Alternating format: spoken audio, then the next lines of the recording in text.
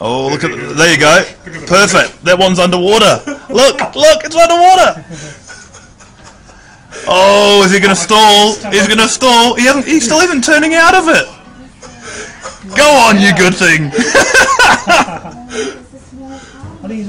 He's still going. He's not giving up. He doesn't even know where the lane is. He's not giving up.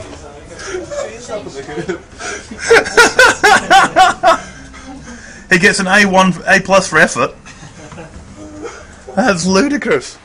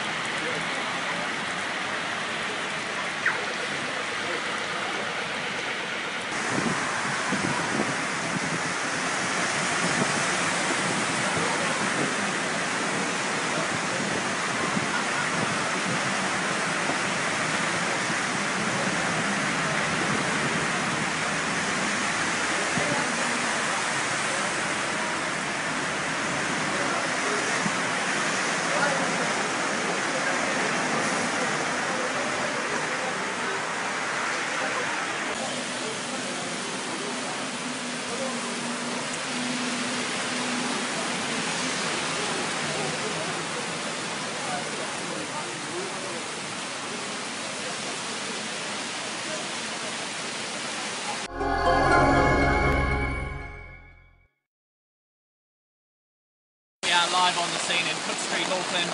As you can see behind me, the weather is atrocious, and welcome to the new Cook Street Lake, one of Auckland's new tourist attractions, fed by the Cook Street River, which we're currently standing right beside. It's a real hazard out here. I've already been... Oh, there's water down the back of my neck. It is absolutely hideous. Lock your children up, stay at home, and stock up on emergency supplies. One News Update is brought to you by ANZ, proud sponsor of the New Zealand Olympic team.